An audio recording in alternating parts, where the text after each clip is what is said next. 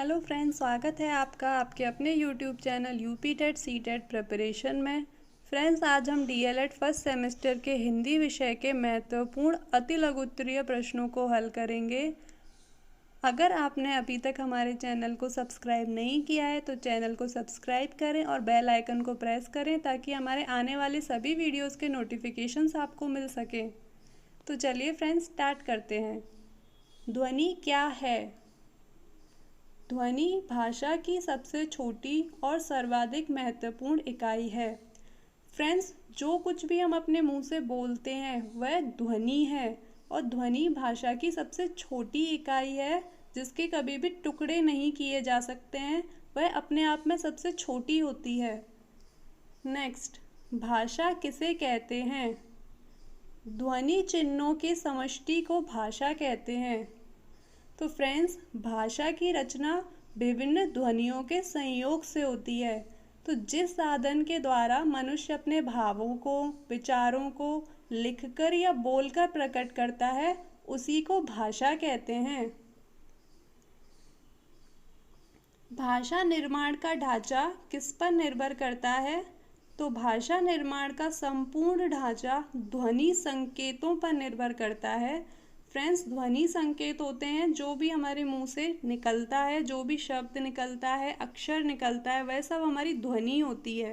इस ध्वनि को हम बोलकर, मुंह से या लिखकर भी व्यक्त कर सकते हैं। नेक्स्ट क्वेश्चन, ध्वनि विज्ञान का संबंध किससे है? तो ध्वनि विज्ञान का संबंध श्रवण कौशल से है।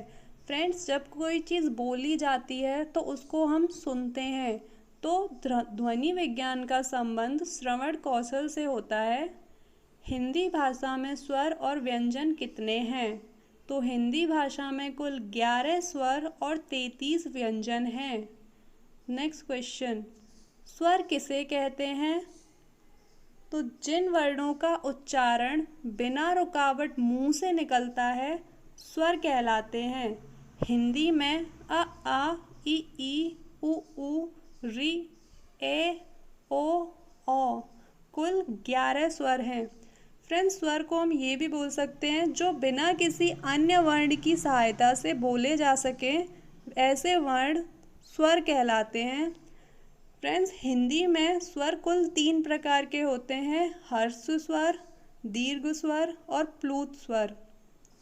हर्ष स्वर ऐसे होते हैं जिन स्वरों को बोलने में बहुत थोड़ा सा समय लगता है या फिर सिर्फ एक मात्रा के बराबर का समय लगता है, उन्हें हम हर्ष स्वर कहते हैं। जैसे कि अ, ई, उ, री। और दीर्घ स्वर, जिन स्वरों के उच्चारण में हर्ष स्वर से 2 गुना समय लगता है या फिर हम ये कहें कि 2 मात्रा के बराबर का समय लगता है, उन्हें दीर्घ स्वर कहते हैं। जैसे आ, ई, उ। तीसरा होता है प्लुत स्वर। जिन स्वरों के उच्चारण में दीर्घ स्वर से भी अधिक समय लगे उन्हें प्लुत स्वर कहते हैं। जैसे ओम। तो जिन शब्दों को थोड़ा लंबा बोला जाता है वही प्लुत स्वर होते हैं।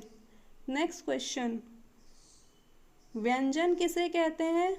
तो ऐसे अक्षर जो उच्चारण के समय ध्वनि फेफड़ों में अनुस्फुरित होकर मुख के उच्चारण स्थानों को स्पर्श करती हुई निकलती है, व्यंजन कहलाती है।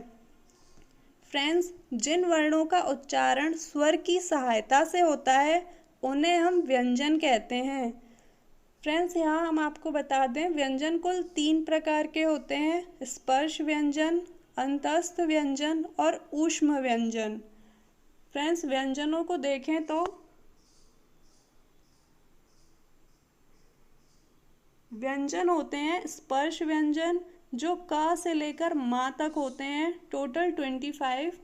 और फिर होते हैं अंतस्थ व्यंजन यानी य, र, ल और व। फिर होते हैं ऊष्म व्यंजन श, स और ह। तो कुल फ्रेंड्स स्पर्श व्यंजन हो गए 25, अंतस्थ हो गए 4 और ऊष्म हो गए 4।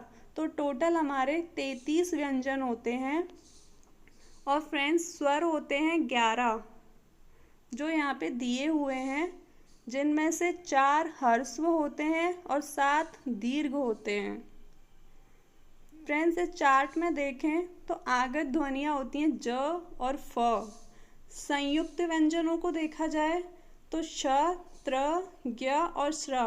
इनको संयुक्त व्यंजन इसलिए कहा जाता है क्योंकि ये दो शब्दों से या दो वर्णों से मिलकर बने होते हैं। जैसे कि श बना होता है क और श से, त्र बना होता है त और र से, और ज्ञ बना होता है ज, य से, और श्र बना होता है श और र से। इसी कारण इन्हें संयुक्त व्यंजन कहते हैं। अब फ्रेंड्स नेक्स्ट क्वेश्चन देखते हैं।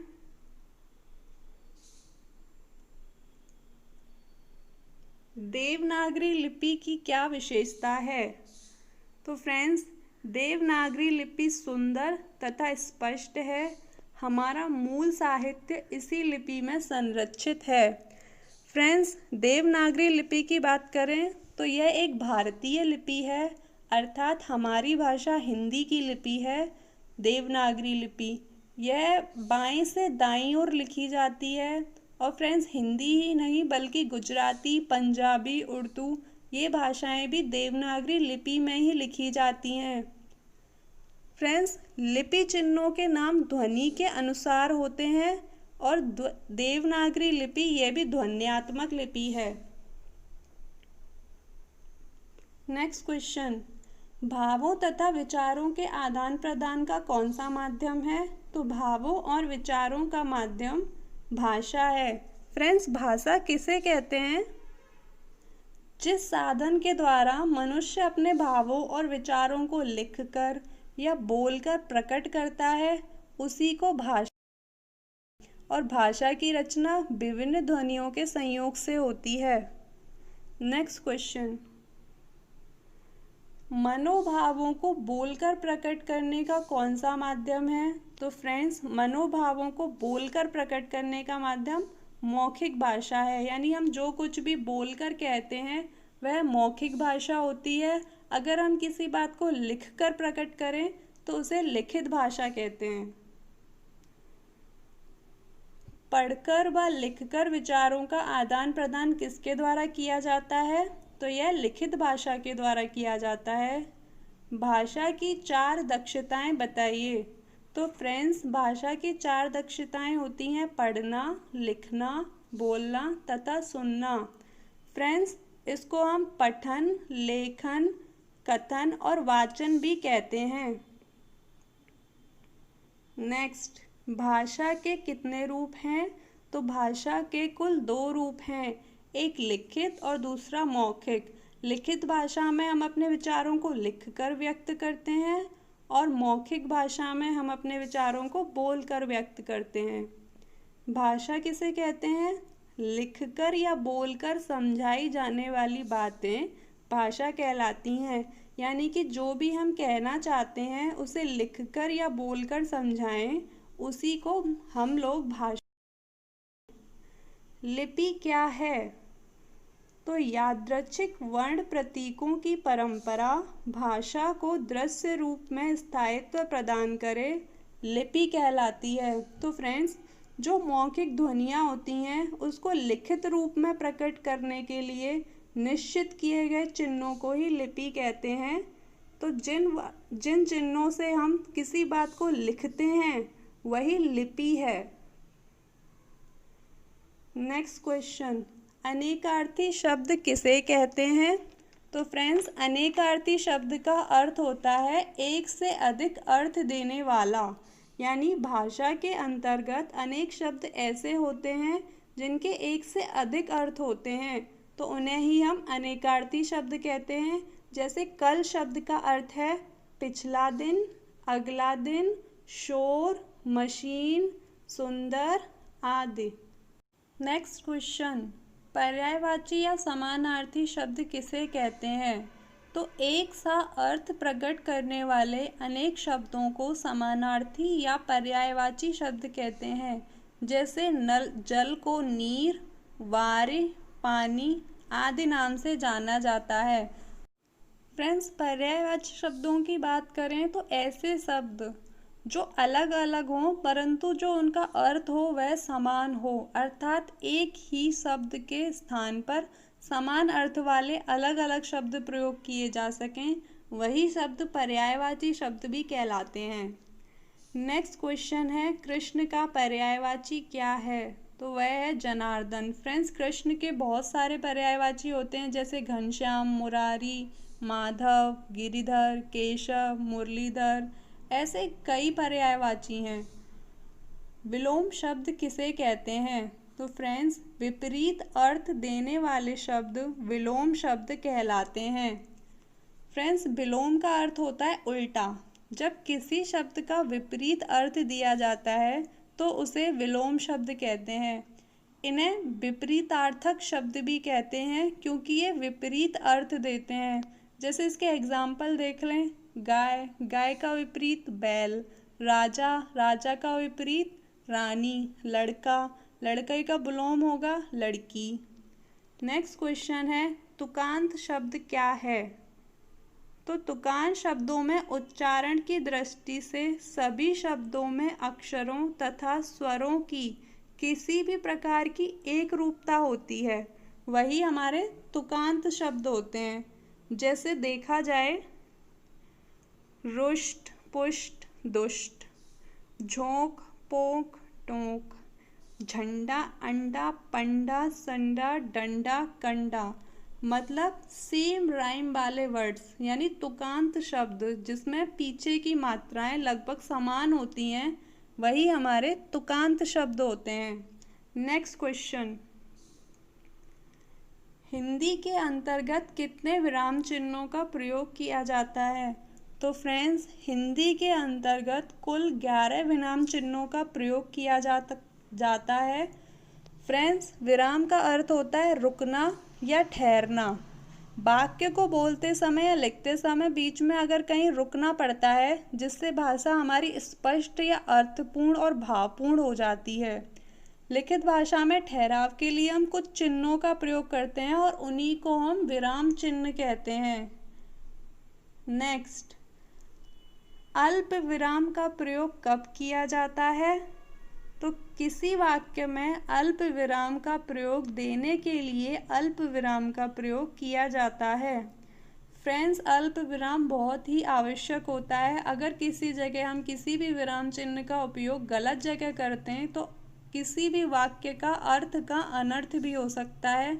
जैसे उसका एग्जाम्पल समझ लेते हैं, राम को जगाओ, मत सोने दो। अगर इसी को हम बोलें, राम को जगाओ मत, सोने दो, तो दोनों के मीनिंग बिल्कुल अलग हैं, एक दूसरे से ऑपोजिट हैं। एक दूसरा सेंटेंस देखते हैं, रोको, मत जाने दो। दूसरा इसी को बोलेंगे, रोको मत, जाने दो, तो दोनों के मीनिंग बिल्कुल अलग अलग निकल के आते हैं। तो विराम चिन्ह बहुत इम्पॉर्टेंट होते हैं। जब भी हम कोई चीज़ लिखते हैं तो लिखने में विराम चिन्हों का प्रयोग उचित स्थान पर करना बहुत ज़रूरी होता है। नेक्स्ट क्वेश्चन, लेखन के प्रकार बताइए। तो लेखन कुल 3 प्रकार के होते हैं, सुलेखन, अनुलेखन तथा श्रुत लेखन। फ्रेंड्स, सुलेखन का अर्थ होता है सुंदर लेखन, यानी कि किसी चीज़ को सुंदर सुंदर अपनी हैंडराइटिंग में लिखना। अनुलेखन होता है, जैसे हमने छोटे बच्चों की बुक्स को देखा है, उसमें एक लाइन लिखी होती है और उसको देखकर बच्चे स्वयं उसी के जैसा लिखने का प्रयास करते हैं, तो उसे देखकर लिखने को ही हम अनुलेखन कहते हैं। तीसरा है श्रुतलेखन। इसमें क्या होता है कि इसमें कक्षा में अध्यापक बोलते हैं और अध्यापक जो भी बातें बोलते हैं, विद्यार्थी उन बातों को अपनी नोटबुक में लिखता है, यानी सुनकर लिखता है। इसी को हम श्रुतलेखन कहते हैं। नेक्स्ट क्वेश्चन, लेखन शिक्षण से आपका क्या अभिप्राय है? तो भाषा की ध्वनियों को जब प्रतीकों एवं संकेतों के माध्यम से लिपिबद्ध किया जाता है, वही लेखन कहलाता है। यानी कि भाषा की ध्वनि, यानी जो हम बोलते हैं, जब उनको प्रतीकों और संकेतों के माध्यम से लिपिबद्ध यानी लिखते हैं, तो उसी लिखने को ही हम लेखन कहते हैं, यानी लेखन शिक्षण। नेक्स्ट क्वेश्चन, लेखन शिक्षण की विधियाँ बताइए। तो लेखन शिक्षण की विधियां हैं जैकर्टोर विधि, मॉन्टेसरी विधि और पेस्टलॉजी विधि। नेक्स्ट, वाक्य किसे कहते हैं? तो मनुष्य के विचारों को पूर्णतः लिखित या मौखिक रूप में प्रकट करने वाले समूह को ही वाक्य कहते हैं। फ्रेंड्स, जब दो या दो से अधिक पदों के सार्थक समूह को जिसका पूरा पूरा अर्थ निकलता हो उसी को वाक्य कहते हैं। नेक्स्ट, वाक्य को परिभाषित कीजिए। तो वाक्य में भाव को अभिव्यक्त करने की क्षमता होती है। नेक्स्ट, वाक्य के अंतर्गत आवश्यक तत्व कौन कौन से होते हैं? तो वाक्य के अंतर्गत आवश्यक तत्व आकांक्षा, योग्यता और सार्थकता, 3 आवश्यक तत्व होते हैं। फ्रेंड्स, हिंदी में डीएलएड में प्रत्येक वर्ष में वर्णमाला से क्वेश्चंस पक्का आते हैं। आप अपनी वर्णमाला की तैयारी पूरी तरह से कर लें, क्योंकि इसमें 2-3 क्वेश्चन आराम से सिर्फ वर्णमाला से ही आ जाते हैं। फ्रेंड्स, इसमें जो क्वेश्चंस पूछे जाते हैं कि कुल स्वर कितने हैं, व्यंजन कितने हैं, कौन सा स्वर कौन सा वाला है, इसमें काफ़ी सारे क्वेश्चंस बनते हैं। तो फ्रेंड्स, आज वर्णमाला को थोड़े अच्छी तरीके से समझ लेते हैं। फ्रेंड्स, वर्णमाला को स्वर तथा व्यंजन 2 भागों में बांटा गया है, जिसमें स्वर कुल 3 प्रकार के होते हैं, ह्रस्व स्वर, दीर्घ स्वर और प्लूत स्वर। इसमें हमें ह्रस्व स्वर यानी अ, ई, उ और री कुल 4 ह्रस्व स्वर दिए गए हैं, और दीर्घ स्वर में आ, ई, उ, ए, ओ, औ कुल 7 दीर्घ स्वर दिए गए हैं। तो फ्रेंड्स, 4 वर्ण होते हैं ह्रस्व स्वर में और 7 वर्ण होते हैं दीर्घ स्वर में। नेक्स्ट देखते हैं व्यंजन। व्यंजन को स्पर्श, अंतस्थ, ऊष्म, आगत और संयुक्त निम्न वर्गों में बांटा गया है। फ्रेंड्स, क से लेकर माँ तक ये सभी स्पर्श व्यंजन है। इसमें ड और ढ को भी जोड़ा गया है। फ्रेंड्स, इसके लिए कई बार ये क्वेश्चन पूछा गया है कि ड और ढ को कौन से व्यंजन है। तो ड और ढ को हम उत्क्षिप्त व्यंजन या द्विगुण व्यंजन भी कहते हैं। अंतस्थ व्यंजन यह य, र, ल और व, टोटल 4 अंतस्थ व्यंजन होते हैं, या, र, ला और व। ऊष्म व्यंजन तो श, श, स और ह, कुल 4 ऊष्म व्यंजन होते हैं। आगत ज और फ, कुल 2 आगत वर्ण हैं। संयुक्त की बात करें तो छ, त्र, ज्ञ और श्र, कुल 4 संयुक्त व्यंजन हैं। फ्रेंड्स, ये आपको बता दिया है कि संयुक्त व्यंजन इन्हें क्यों बोलते हैं, क्योंकि ये 2 व्यंजनों से मिलकर बने होते हैं, इसीलिए इनको हम संयुक्त व्यंजन कहते हैं। फ्रेंड्स, स्वरों की कुल संख्या होती है 11 और व्यंजनों की कुल संख्या होती है 41। पर फ्रेंड्स, कभी कभी ये देखने को मिलता है कि ऑप्शंस में 41 नहीं होता है, तो उस कंडीशन में हम 33 को लगा देते हैं, क्योंकि 25 स्पर्श व्यंजन, 4 अंतस्थ व्यंजन है और 4 ऊष्म व्यंजन है। तो स्पर्श, अंतस्थ और ऊष्म इन तीनों को मिलाकर कुल 33 व्यंजन होते हैं। तो हम 33 व्यंजन लगा देते हैं। और कुल मिलाकर वर्णमाला में कितने वर्ड होते हैं? तो वर्णमाला में कुल मिलाकर 52 वर्ड्स होते हैं। तो फ्रेंड्स, आपको आज का हमारा वीडियो कैसा लगा? अगर आपको पसंद आया हो तो वीडियो को लाइक करें और कमेंट करके हमें ज़रूर बताएं कि आपको हमारा वीडियो कैसा लगा। फ्रेंड्स, अगर आप इस चैनल पर नए हैं तो इस चैनल को सब्सक्राइब करें और बेल आइकन को प्रेस करें, ताकि हमारी आने वाली सभी वीडियोस के नोटिफिकेशंस आपको मिल सकें। तो चलिए फ्रेंड्स, मिलते हैं फिर नेक्स्ट वीडियो में।